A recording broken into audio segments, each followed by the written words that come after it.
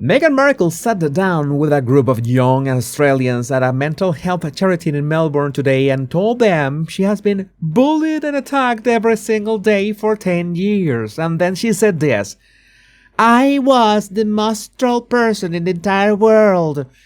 But here's the part that she left out. Her own fan base, the Sausage Squad, has spent those same 10 years running one of the most vicious online harassment campaigns on the internet, including attacking Catherine during her cancer diagnosis and calling it fake. And Meghan has never said a word about it. So today we are covering Meghan's jaw-dropping claim that she is the most trolled human being on the planet, Harry telling a room full of strangers that being a royal killed my mom, while still cosplaying as one and 12,000 miles from home, how Harry had a therapist to prepare him for Archie's arrival, while Meghan told Oprah she was denied all mental health support during the same pregnancy. A United States senator who just told TMZ that Donald Trump is more troll than Meghan, and it is not even close, and reports that Harry's Inter-Age Summit could not sell out despite tickets running up to $2,400. Welcome back, my Royal Rogues. My name is Jesus Enrique Rosas. I'm the Royal Rogue. Let's get down to it. So the visit was at Batir, a mental health engagement program at Swinburne University of Technology in Melbourne. Day 3 of the Australia tour. Harry and Meghan sat at a round table with young mental health advocates, and the conversation turned to social media.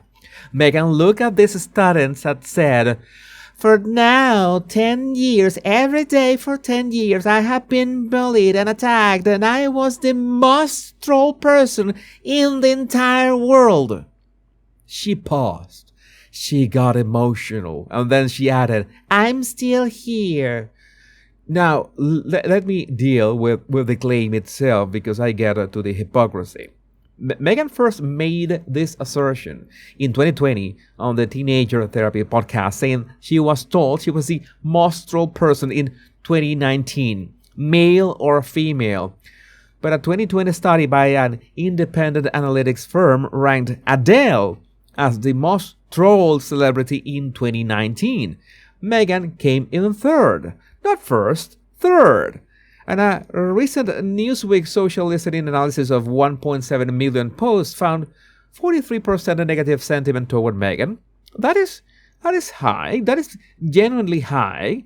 But high is not the most in the entire world.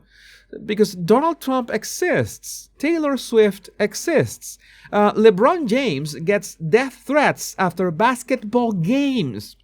The claim is not supported by any independent data, and she has been repeating it for 6 years without ever being asked to prove it.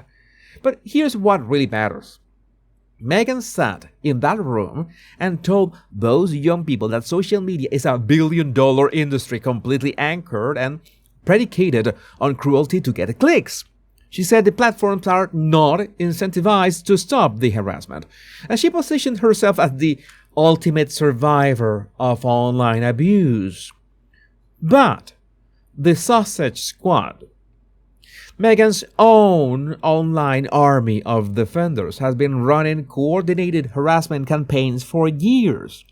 These are accounts that mass report critics to get them suspended, accounts that dox royal reporters, accounts that, when Catherine announced she had cancer, flooded social media with a post saying it was fake, saying that she was lying, saying the video announcement was generated by artificial intelligence. They attacked a woman undergoing chemotherapy.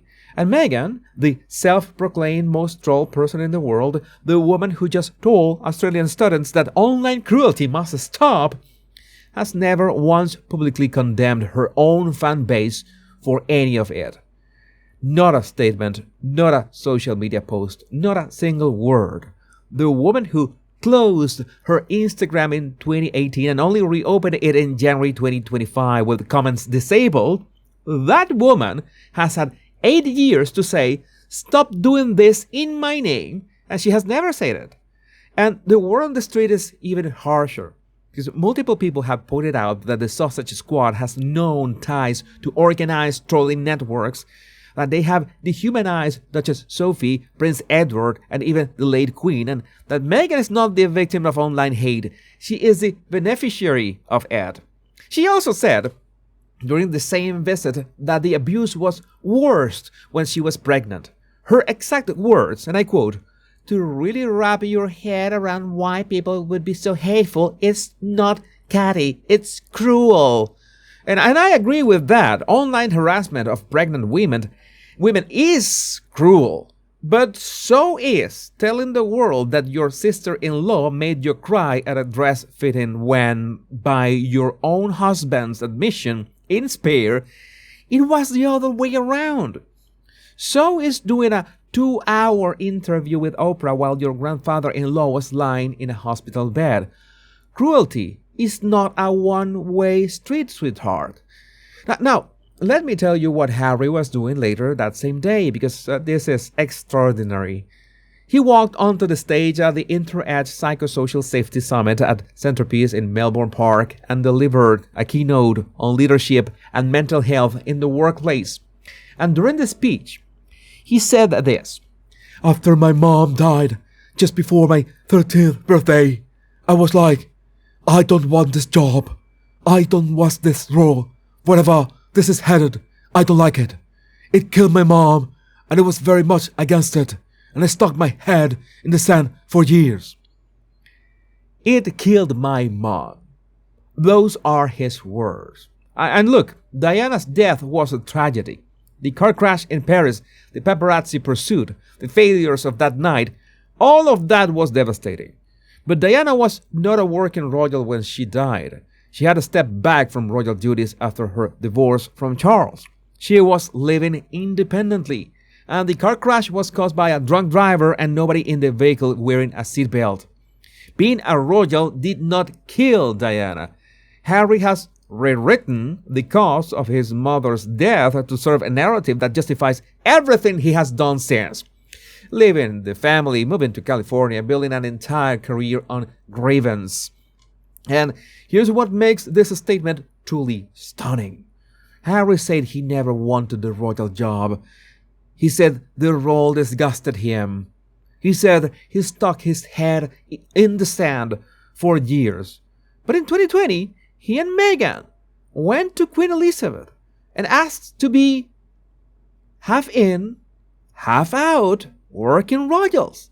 They wanted to keep the titles, the platform, the access, and the brand, while also making private income.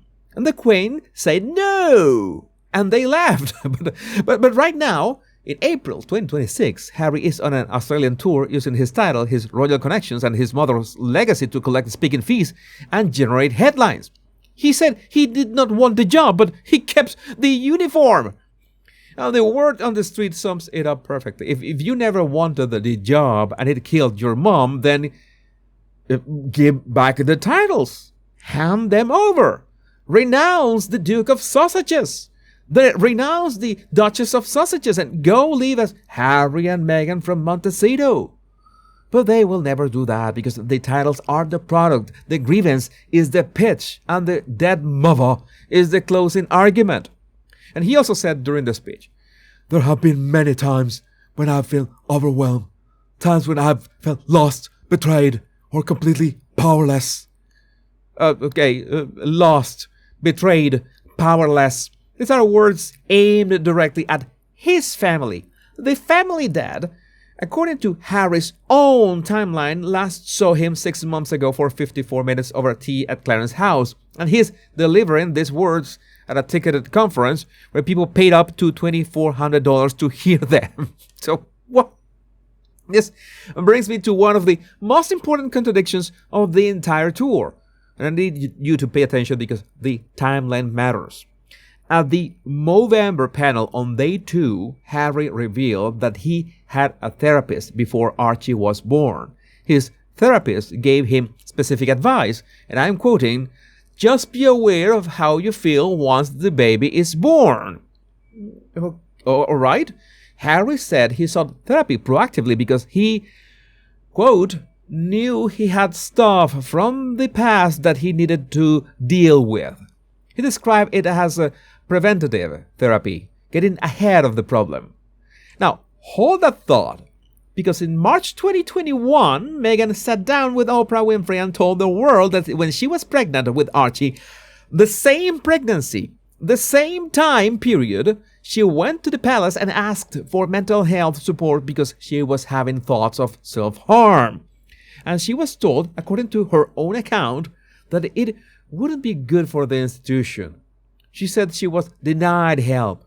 She said she was suicidal.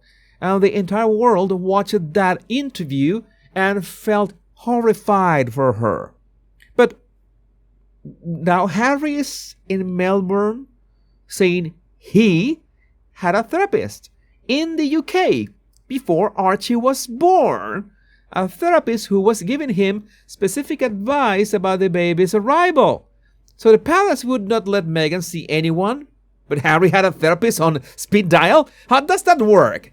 If Harry was receiving professional mental health support during that exact period, why could he not connect his wife, who was allegedly having thoughts of ending her life, with the same resources?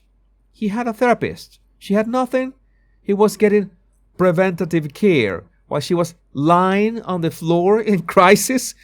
Either the palace blocked Meghan while allowing Harry full access to therapy would be monstrous, or the story does not add up the way it was presented to Oprah. And either way, it demands an answer that nobody in the sausages camp has provided.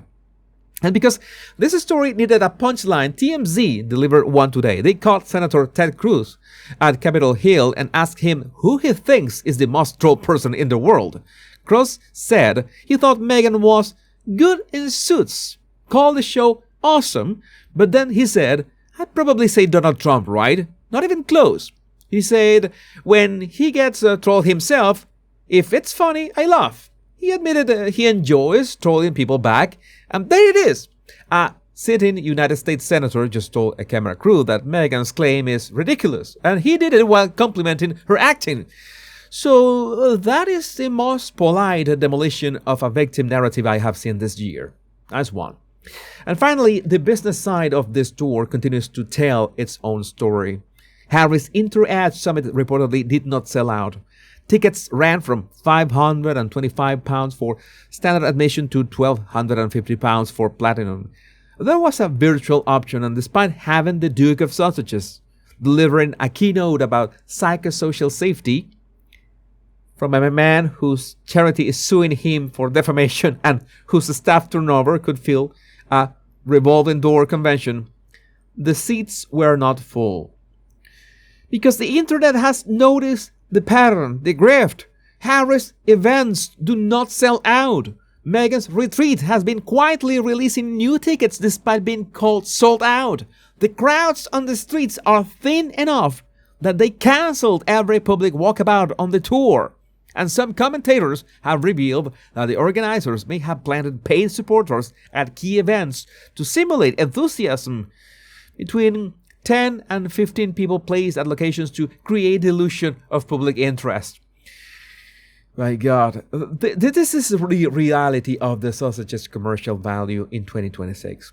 A woman who calls herself the most troll person alive while her fan base trolls a cancer patient.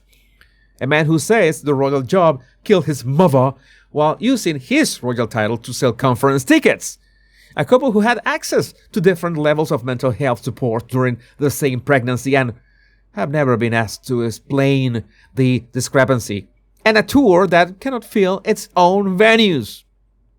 So, Day 3 of Australia told us everything we needed to know. The sausages are not here for mental health. They are not here for veterans. They are here because the speaking fees do not pay themselves, and the mansion in Montecito does not heat itself. And the Australian taxpayer is footing the security bill for the privilege of watching it happen. But let me know what you think about this in the comments. My name is Jesus Enrique Rosas. I'm the Royal Rogue. Much love and bliss.